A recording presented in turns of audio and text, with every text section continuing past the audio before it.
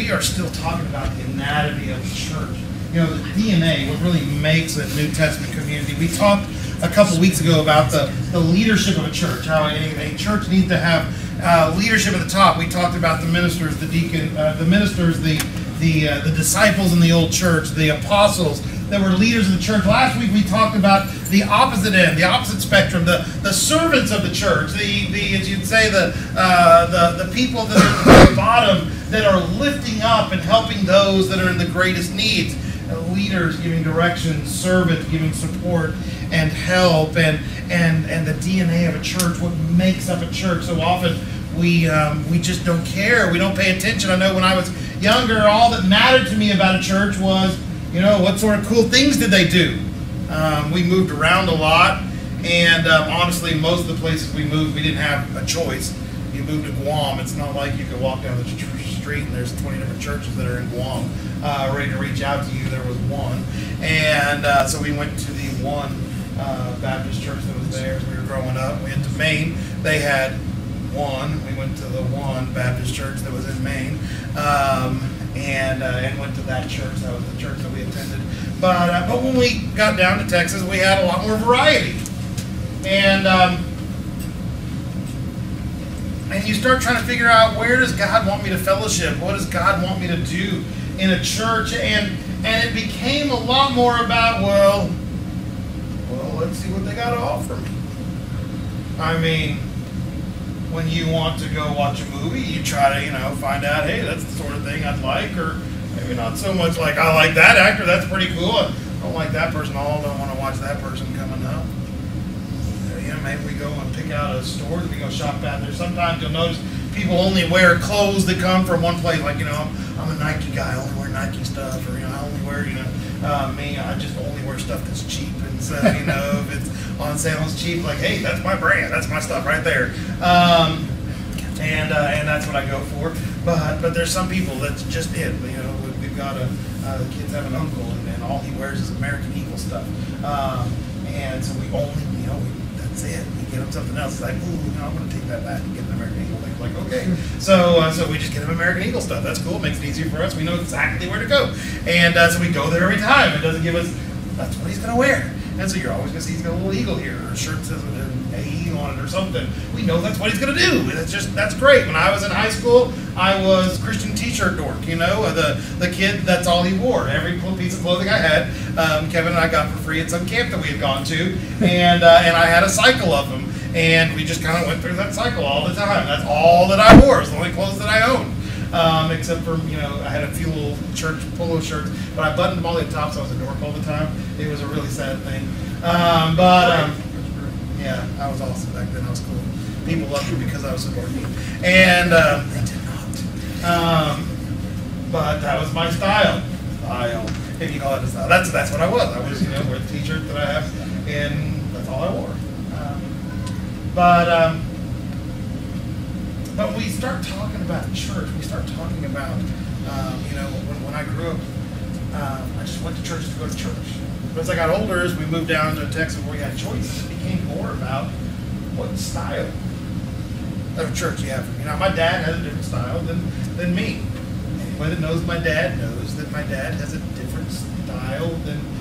It's hard to say my dad has style. He has anti-style. That matter and antimatter get together and they explode.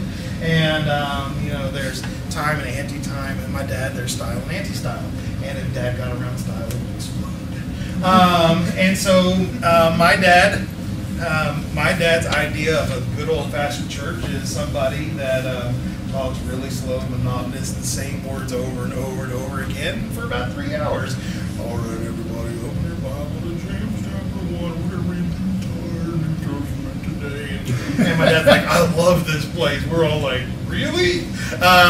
And so we had to go through a lot of different options when it came to finding a church. But honestly, a lot of times it came down to style. Oh man, I like this place because look what they're doing. Oh, I like this place because look what they offer. I like this place because look what they have. Hey, they got a gym, or this one. If we went to a church at a bowling alley once, we need a bowling alley just for the record. And just wherever we go, just hardcore bowling alley at the end of it. It had a bowling alley. I was like, how cool is that? It's got a bowling alley. And we never used it, but we had one. I go to church in the bowling alley. And we always tend to fall back on stuff we're comfortable in. What's the style that I like? Where do I like? When we talk about the anatomy of a church, I think the problem is that somewhere in the 20th century, we got some wires crossed somewhere when we started talking about the church. Church became less about what the New Testament church is about, and it became more about this product that we are trying to produce, more about trying to make a business or make a country club or make a company or make an internet wow factor presence or something. But it became more about style than about substance. I had somebody dress me once. In fact, a good friend of ours, Amy Curran, dressed me once for an interview because she said, "Oh, that will not work." And she actually took Kim out to a store in order to buy clothes so that I would fit the style of a church that I was going to go interview at. And it worked because I got called back. I got a second interview with them. It didn't work after that because I only had one set of stylish clothes. So I guess when they saw that I was wearing those clothes in the second interview, they were like, "Ooh, buddy, you got to have a different one for every day of the week." Because they were the only stylish clothes I had, so didn't get the third call back. But I had to have a style consultant. In fact, I was told by somebody that worked there, it's like, you know what, there is a person that will check and make sure your style is, where it's supposed to be. I'm like, there is? It's like, then I'm probably not going to make it. That is not my strong suit. If you're bringing in for this, I know Kim loves it, but it's hard for other people to. It's rough, and it's that style. Is that what the church? Is that what makes a church? And honestly, it's not. When we talk about anatomy is what makes everything tick. Style is what we use to cover it all up. And the problem is you can have all the window dressings that look like a church, all the things that are styled like a church, but if the anatomy of it's not right, the very bones and structures of it's not right, it doesn't matter what it looks like. It doesn't matter the pictures on the outside. It's not a church. It's not a house of God. We had to study that once when we were in seminary, and my professor brought up some examples. He brought up a picture of a church, and it said on the front, Church of Christ Chicken on the front. Is what it says on their sign. It was a church. You look at it, it was a church building. It had a sanctuary. It had the education spot. It said Church of Christ Chicken on the front of it. And he's like, this was a church that people told us we need to go visit in Atlanta. And they went and visited it. And what you found out, it wasn't a church anymore. At one time, it was a church, a Church of Christ church.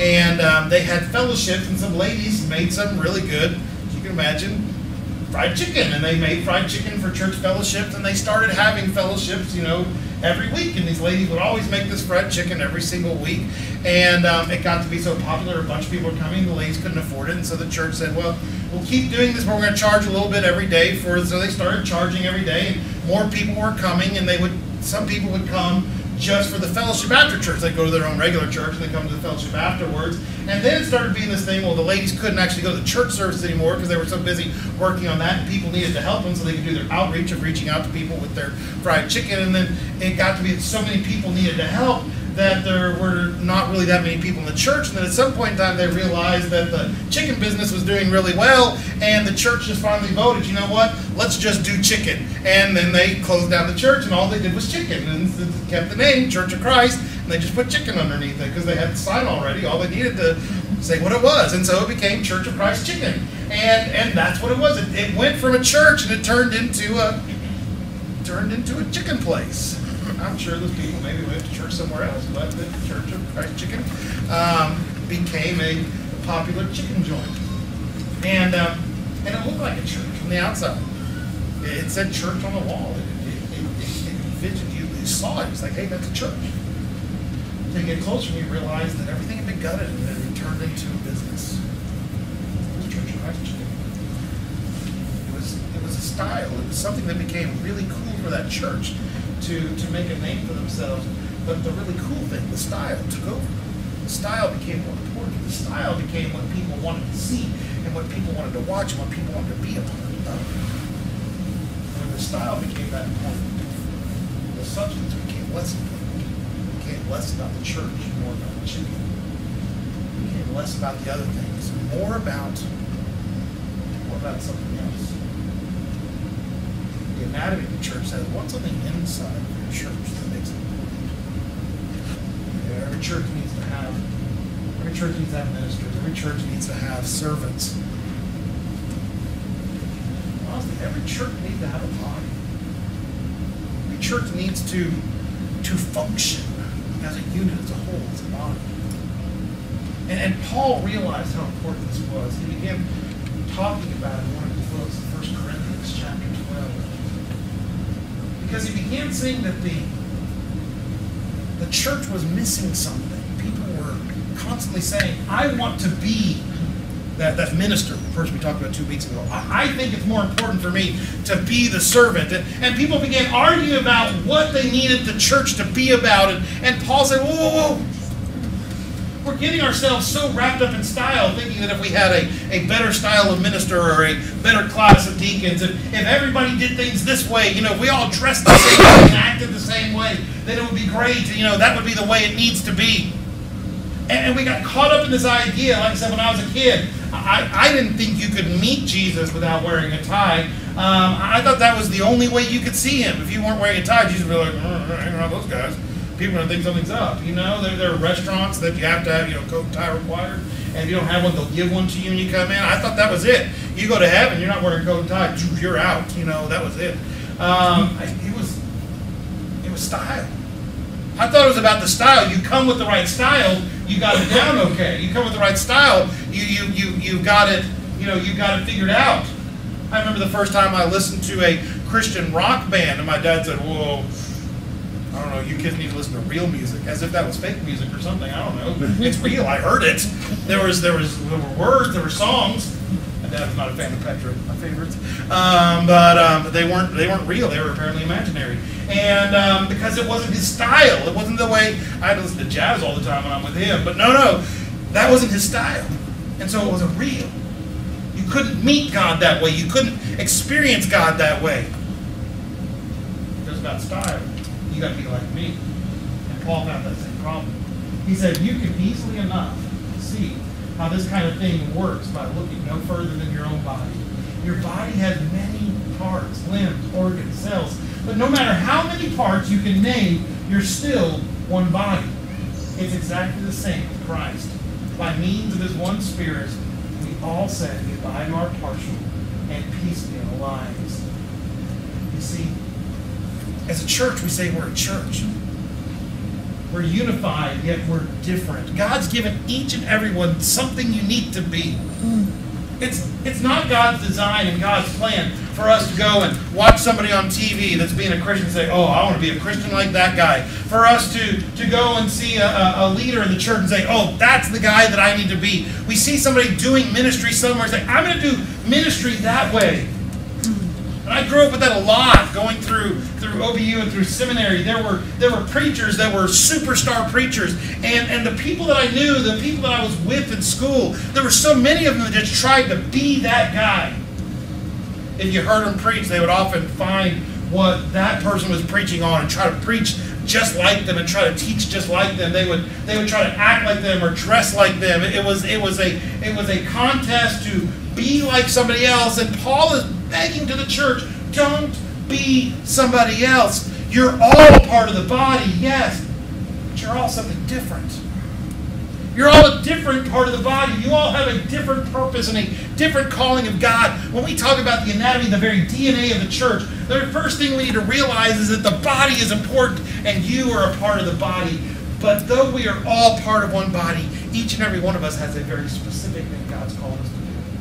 What God's called me to do, what God's called Kevin to do, and Kim to do, and Jennifer to do, and what God's called Mike to do, and what God's called Zach to do, and Gary to do. God's called each and every one of us to do different things, to be unique. And that was something I didn't realize when I was younger. part of my Christianity was so sad when I was younger, because I always felt like I got to be a Christian like that person. And I know it had to have been frustrating, because I was that guy that took it to the top. So I was the person that was, I hung out with the senior adults, because you know what? Good Christians ought to take care of the senior adults. And I did all those things, and I know that my youth minister a lot of times said, hey, look what Philip's doing, you also do that. And so I know there were a lot of kids in my youth who were like, man, that guy's over the top. And then when I became a pastor, that same thing happens. You get that idea that preachers are calling you to be preachers. I'm not calling you to be a preacher. I'm not calling you to be a preacher. I'm calling you to be a Christian, whatever it is that you do. Because honestly, what the world needs more of is the world needs more Christians that are computer programmers, and Christians that are people that teach in schools, and Christians that are doctors or lawyers, Christians that are whatever job that you do, engineers and architects, and Christians that are philosophers, and Christians that are parents and mothers, and Christians that are whatever it is that God's called you to be a part of. What we need in the church is more people that are on fire for God, but that are themselves, that are who God's called them to be. Not little clones of somebody else, but that's yourself. I realized that was one of my greatest weaknesses early on in my ministry, is that my ministry was all about how can I be the perfect little minister? How can I fill a role that so many people before me have filled? I realized I always failed miserably when I tried to be somebody else. When I tried to minister to somebody else. When I tried to be a somebody else Christian. When I realized God called me to be a me Christian. And do things the way He taught me to do things. It changed my way of working. Paul goes on to say, you know what, we're unified yet different, but we're also different yet united. He said we each used to be independently called, we each used to independently call our own shots. But then we entered into a large and integrated life in which He has final say in everything. This is what we proclaimed in word and action when we were baptized. Each of us is now a part of His resurrection body, refreshed and sustained in one fountain, His Spirit, where we all come to drink. The old labels were once used to identify ourselves, labels like Jews or Greeks, slave or free, are no longer useful. We need something larger and more comprehensive. You see, what I say is we each are different, but you know what? God picked our differences on purpose. God knows something that you do, complements something I do, which complements something you do, and they all work together. Can any one of us do the stuff that God needs us to do? No. Can a great leader do the stuff that God needs to do in a church? No. Could a solid foundation of deacon servants in a church do what God needs to do in a church? No. No. No, a church can't function with leaders, just leaders. A church can't function with servants and just servants. A church only functions when leaders lead and servants serve, but the mass of people in the middle are doing the things that God's called them to do, are being fed at that one fountain, are being sustained and refreshed. The resurrection body is coming together as one group saying, this is what I bring to the fold. This is what I bring to the party. This is what I bring to the event, to the moment. And I'm here to ready to serve. The most important part of the body is the head. That's Christ. But right after that, it's the church. And the church is the people. The church is you and me. The church is the fellowship. And each one of us have to realize that we're different and unique, but we're together for one purpose. What is so important about a church? It's the people that God has brought together in that church. And we celebrate that. Right before this 1 Corinthians 12 passage, 1 Corinthians 11, Paul actually sets up this whole 1 Corinthians. We're going to skip this. We don't have time for this. Okay. But this is great. This is just a passage. Go and read it, 1 Corinthians 12, where God says, just because somebody's a foot, you don't need to be a foot. You be what you need. All right, but we're going to go to the next one, 1 Corinthians 11. All right. In 1 Corinthians 11, right before this passage, Paul sets up, he says, this is how you as a church come together. This is what you as a church need to do in order to show one another how much you love each other. In the passage, he says you show it. You start it by remembering that day that you were baptized. When you're baptized, that's you saying, I'm joining the body. And then he says you remind yourself regularly. By doing what? By every so often coming together. It says reenacting. Once again, replaying. Once again, reminding yourself of that most important thing that ever happened. And that is that Jesus died for you. For me. For you and for you and for you. Jesus died for all of us. And when we came to Jesus, the one thing over everything else that unifies us, that brings us together, is not our skill, not our talents, not our passions, not our drives. The thing that brings us together is Jesus Christ. Paul set up this whole thing about the church with this passage. He said the Master Jesus, on the night of his betrayal, took bread. Having given thanks, he broke it and said, this is my body broken for you. Do this to remember me. And after supper, he did the same thing with the cup. This is my blood, my new covenant with you. Each time you drink this cup, remember me.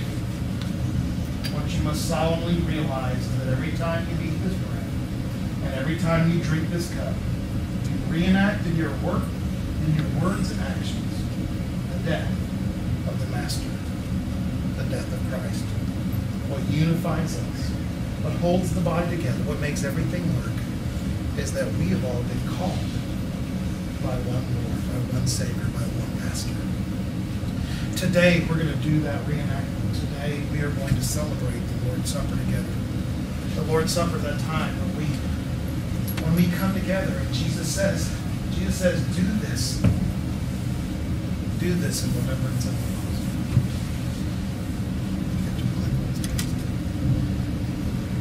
The Bible tells us that Jesus gave his body for us and gave his blood for us. That as often as you come together,